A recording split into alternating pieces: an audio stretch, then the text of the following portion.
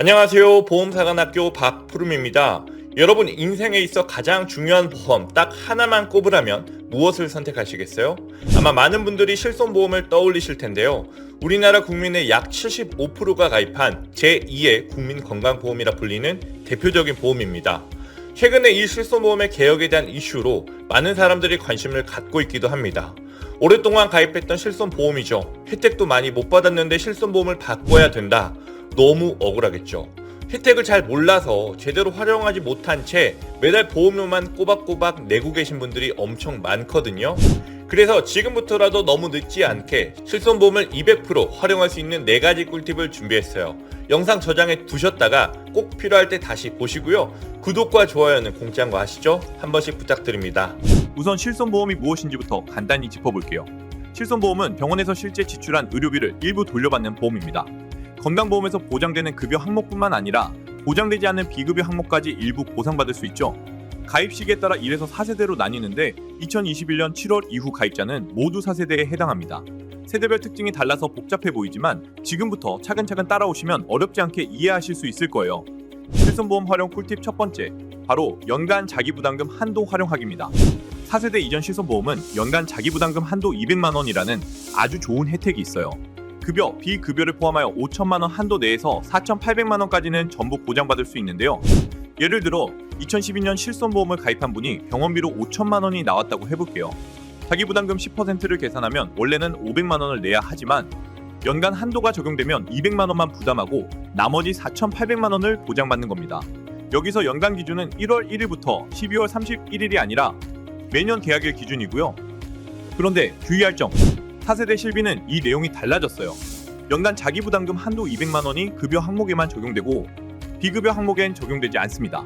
여기서 급여와 비급여에 대해 정리해보자면 급여는 건강보험이 적용되는 필수 치료이고 비급여는 건강보험이 적용되지 않는 선택적인 치료입니다. 최신 기술을 사용하는 치료가 주로 비급여에 포함된다고 보시면 돼요. 4세대 실비는 급여에 한해서만 연간 자기부담금 한도 200만 원 혜택이 있으니 고액의 치료를 고민하게 될 수 있는데요. 예를 들어 암 치료로 급여 1,000만 원, 비급여 2,000만 원, 총 3,000만 원이 나왔다면 자기 부담률에 따라 급여 200만 원, 비급여 600만 원을 부담해 총 800만 원을 내야 해요. 요즘 4세대 실비로 많이들 전환하시잖아요. 저는 줄어드는 보험료 내에서 3에서 4만 원대의 보험료로 수술비 위주의 플랜을 많이 준비해드립니다. 그렇게 되면 이후 발생할 수 있는 고액의 비급여 치료도 부담 없이 받을 수 있기 때문에 고객분들이 만족해 하시거든요. 4세대 실비로 전환하시는 분들은 꼭 전문가와 상담 후 비급여 치료에 대한 대비까지 함께 하시는 게 좋습니다. 다음으로 두 번째 꿀팁, 해외 장기 체류 시 보험료 돌려받기입니다. 3개월 이상 해외에 머무는 경우 해당 기간의 보험료를 납입 중지하거나 돌려받을 수 있는데요. 2009년 10월 1일 이후 체결된 신규 계약 대상으로 적용되는 사항으로 실손보험은 해외에서 발생한 치료비는 보장하지 않기 때문에 이를 통해 불필요한 보험료 지출을 막을 수 있는 거죠. 만약 가입한 해외여행 보험과 실손보험이 같은 회사 상품이라면 납입 중지하시면 되고요. 해외 체류 중에도 보험료를 냈다면 귀국 후 여권 사본과 출입국 사실 증명서를 보험사에 제출하고 환급 받으시면 됩니다.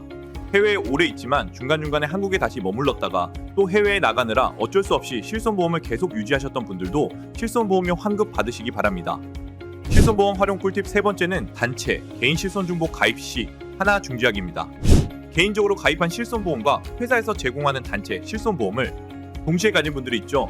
이 중에서 하나를 중지하고 보험료를 아낄 수 있습니다.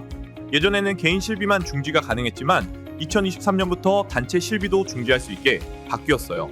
단체 실비 중지 시 납입 보험료는 소비자에게 환급됩니다.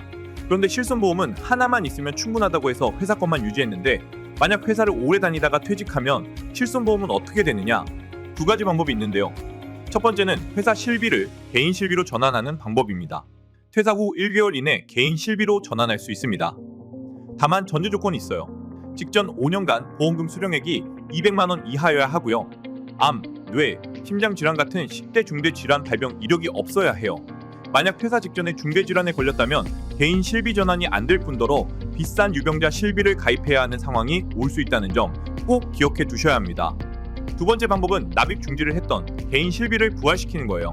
원래는 부활을 하는 시점에 판매되고 있는 상품으로만 전환이 가능했습니다.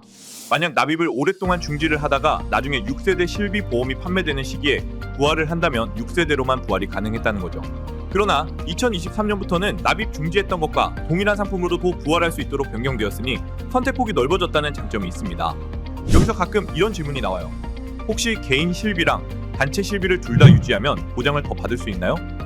답은 아닙니다. 실손보험은 중복 보상이 아닌 비례 보상이라 두 개를 가입해도 보장 금액이 늘어나지 않아요. 만약 병원비가 3천만 원이 나왔다면 개인 실비에서 1,500만 원, 단체 실비에서 1,500만 원씩 나눠서 보상받게 됩니다. 그렇기 때문에 중복 가입은 필요 없고 하나는 꼭 중지하셔서 불필요한 지출을 줄이셨으면 좋겠습니다. 실손보험 활용 꿀팁 네 번째, 소액 실비 청구 자제하기입니다. 이건 보험이 완벽히 준비된 분들은 해당되지 않지만 그렇지 않은 분들은 꼭 알아두셔야 할 내용이에요. 살다 보면 감기처럼 사소한 질환으로 병원에 가는 일들이 있잖아요. 그럴 때마다 자잘한 병원비들을 전부 실비 청구하시는 분들이 계신데요. 이런 청구 이력은 시스템에 기록이 남아요. 나중에 다른 보험에 가입하려고 할 때 문제가 될 수 있습니다. 청구 이력이 많으면 보험사에서 손해율이 높다고 판단해 원하는 특약 가입이 거절되거나 보험료가 할증되거나 부담보 판정이 나는 등 불이익이 생길 수 있는 거죠. 예를 들어 무릎 통증으로 MRI를 찍고 주사를 맞은 뒤 실비 청구를 한 기록 때문에 나중에 무릎피 부담보로 잡힐 수 있습니다. 여기서 오해를 하시면 안 되는 게 고지 의무를 위반하시라는 게 절대 아니에요. 고지 의무에 해당되지 않는데도 청구력 때문에 부담보, 할증을 시키는 것은 보험사 마음이거든요. 그래서 만약을 대비해 불필요한 상황을 만들지 않는 것이 좋다는 것이 취지입니다. 보험금 청구는 3년 이내에만 하면 되니까 당장 급하지 않은 소액 청구는 서류를 잘 모아뒀다가 보험을 완벽히 준비한 뒤 한 번에 청구하시는 걸 추천드립니다. 그런데 또 오해하시면 안 되는 게 하나 더 있어요. 실비 청구하지 않으면 보험사가 모르니까 고지하지 않아도 되겠다고 생각하시면 절대 안 됩니다.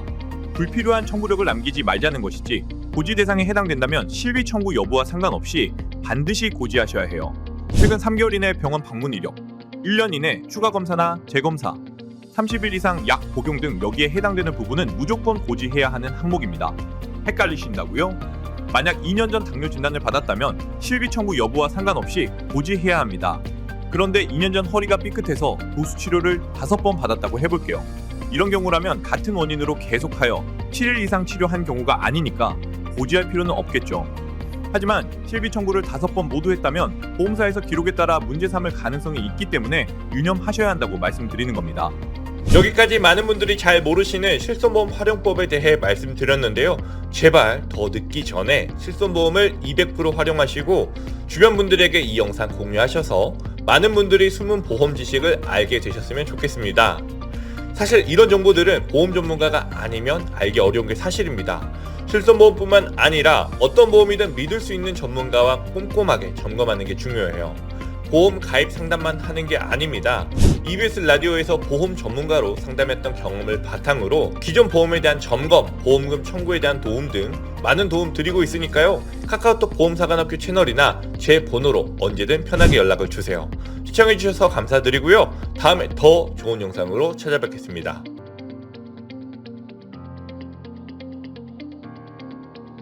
본 광고는 광고 심의 기준을 준수하였으며 유효기간은 심의일로부터 1년입니다.